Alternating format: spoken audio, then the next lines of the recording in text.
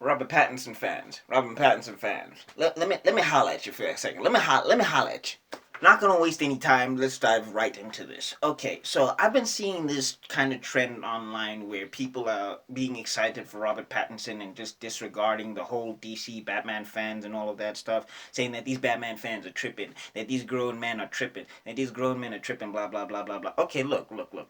I need you to understand something. Some of you may have grown up with Robert Pattinson. He may have been the first person that you, I don't know, busted to in the bed. I don't want to make this too dirty. But anyway, I'm sure he was your first male fantasy for some of you. Some of you who were 13 years old then and are now nice and grown up. Some of you who may be my age, where he was your introduction into puberty or whatever, and he's this perfectly good looking man that you want to do all sorts of nasty, weird things to. I don't want to get into that, but point being is that Robert Pattinson for you was a big part of your childhood, yes? Now imagine if they reboot let's just say for example they reboot the Twilight franchise. You're a big fan of the Twilight franchise. They reboot it, which some people may be happy, some people may be mad. I don't want another Twilight series. But the point is they reboot it, right? And they change something about the character. Like Edward Cullen now is this jacked, huge. He's this 6'2". Basically, they make him the Rock. He is the Rock with pale skin.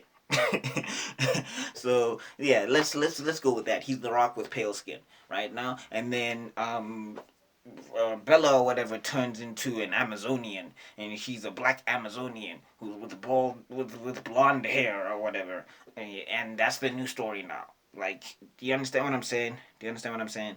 Like, the character has got continuity. The character has got an image. And I know some of you are going to be looking at me and are going to be saying, but we had Keaton. We had Keaton. Like, again, time and place, all right? That's two different decades, literally. That's two different decades of Batman. We're dealing with a new decade of Batman. That was another decade of Batman. The Keaton movies came out when nobody was taking Batman seriously.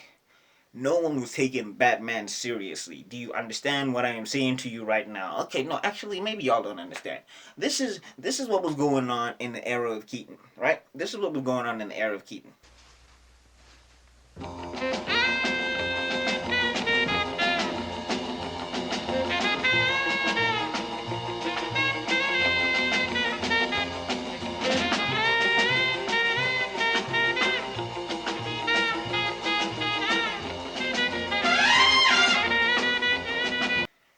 Good old Adam West.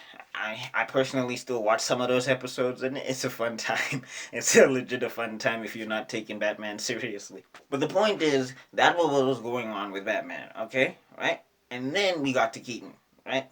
And then Keaton, apparently, they did a whole dark take. So I don't know why I can't speak now. Dark take, and that Tim Burton movie and everything. It was a huge shift in tone. Batman had never been viewed like that at all. Okay, so that's why Michael Keaton, it was a big 360, and people could adjust to that because they didn't have that idea of Batman in their head at that time. That's just what it was. He was finally being taken seriously as a character. Until we go to the other movies. Cool party. Hey. Them puns are some stellar puns, though. You cannot hate on the Iceman cometh. The Iceman cometh. Come on, man. No, I gotta say it like Arnold. The Iceman cometh. No, yeah, man, that's some prime viewing entertainment right there. Back to the subject at hand. My point being is that now we're in a different decade of Batman, okay? Thanks to the Nolan trilogy, thanks to what Christian Bale and Christopher Nolan did, and Heath Ledger and The Dark Knight and all of that stuff, this is a different era of Batman. Now, of course, I get it. It's a comic book, whatever. But Batman needs to look like he's able to handle himself. Okay, that's just what the character exudes. That is Batman's character. He trained for he trained for I don't know how many years he mastered. No, wait, how many years? He started when he was 8. I don't want to do the math. You guys will do the math in the comment section if you want to do the math. Point being is that he knows 127 styles of martial arts. He's supposed to be a guy who looks physically capable. He has to look physically capable. It's a big part of the character at this point in time because now on screen the representations that we've had of Batman, he has been a physical character. Whether you go to cartoons, whether you go to comic books, whatever medium you see Batman in, he has to be a physically imposing presence because the Gotham scum are supposed to be some of the toughest scum on Earth.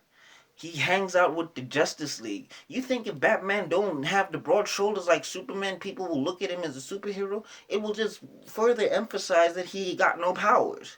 Like now that he's got broad shoulders, you know what I'm saying? They can look at him and they can be like, okay, okay, okay, you ain't got no powers, but you got shoulders. You got shoulders. Yeah, shoulder game strong. Shoulder game strong. Now, I'm not saying that Robert Pattinson has to have a strong shoulder game. I'm not saying that. I'm not saying he's got to have the strong shoulder game. That's not what I mean.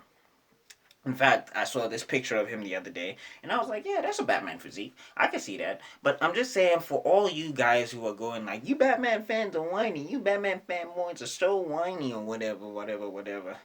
We've grown up with this character. We've known this character inside out. We've played all the video games.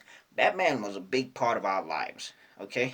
So if we're going to be donating money to this franchise, we're going to be donating money to this thing. The actors and the people who are doing the productions need to understand that, one, the money's going to come from us, because look, if I'm getting disrespected as a viewer, I'm not going to watch, so you're not going to get my dollar. But that's where I'm going to leave it. I'm not going to rant too much online about it. I'm going to leave it at that. But if it, yeah, like, this character is near and dear to our hearts. Unfortunately, you have to understand that, as Robert Pattinson fans, that Batman is a big part of pop culture at this point in time. He's had 75 years on screen. 75 years of Batman on screen. Okay? And this movie is supposed to be added to that collection. Now, okay, it's a spotty collection, but it's got some solid stuff in there, and we have a solid idea of what we want Batman to be. And Robert Pattinson fans, you need to understand something. You're stepping into Batman's world. Batman is not stepping into Robert Pattinson's world. Okay, this is not a what's a good situation. Yeah, this is not Hugh Jackman and Wolverine. Okay? No, maybe no. That's not a good.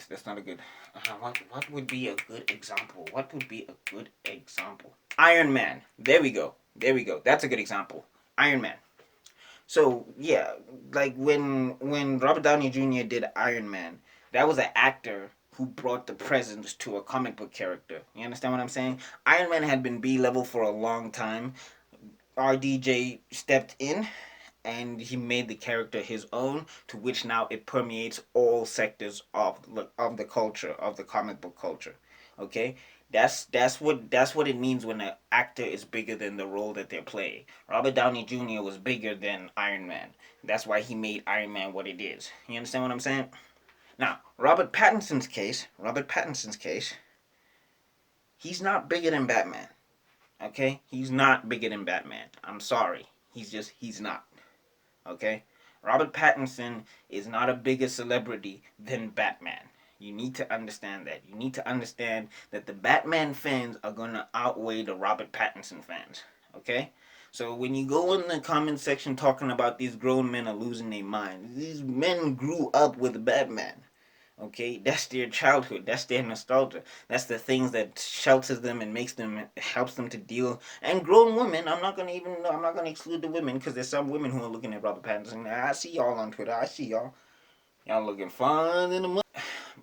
Buck, we do not condone that language on this channel. We need to get monetized, man. Point being, okay? Robert Pattinson fans, y'all are stepping into Batman's world, okay? Y'all stepping into the Batman fandom. Robert Pattinson is stepping into the role of Batman, and he's stepping into the role where that has a lot of fans, okay? So to disregard people's concerns about the movie just because you're saying that they're grown man babies, I'm pretty sure there's something I can find that you like that will make you rage. Like saying that the Twilight films were an abomination to film and that they should be burned and be erased from history. Right now at the bottom, I'm pretty sure there's like 50 comments going, you need to burn it all! Twilight was awesome! But there you go. If you ever write that comment, then you understand why the people are mad about Robert Pattinson not working on for Batman. Again, this comes from a huge Batman fan and a guy who didn't like the Twilight movies at all. I'm hopeful for this movie. I think he'd be a good fit. I've seen him in some roles. I think he'd be a good fit. But you need to understand that the reason why people are mad is because this character is beloved and he has an image to uphold. And unfortunately, any actor, sorry, who steps into the role of Batman needs to uphold that image in some respect. Okay? I'm not saying he's got to be a brick house.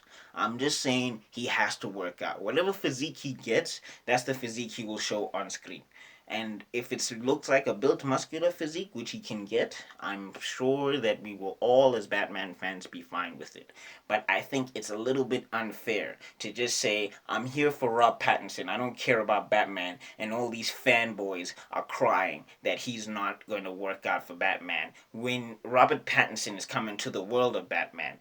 He didn't have to get cast as Batman. A lot of people were unhappy with the cast of him as Batman. So I think you just have to think about it in that respect. Do you understand what I'm saying? And look, I said earlier, I'm hopeful for the movie. I want to see a trailer. I want to see him talk. I want to see him throw a punch. I want to see him throw a kick.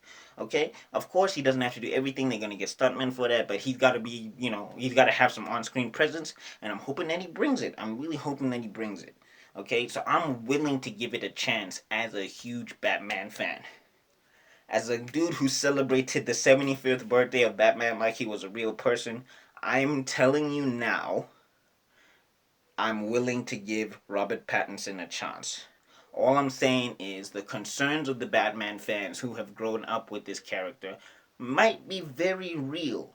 Okay? That's all I'm saying.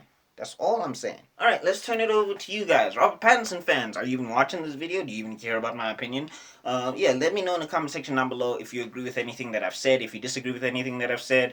Let's have some civil discourse about this. Let's talk about this. I can talk about this. I'm willing to have a discussion with you if you're willing to have a discussion with me. Let's do it.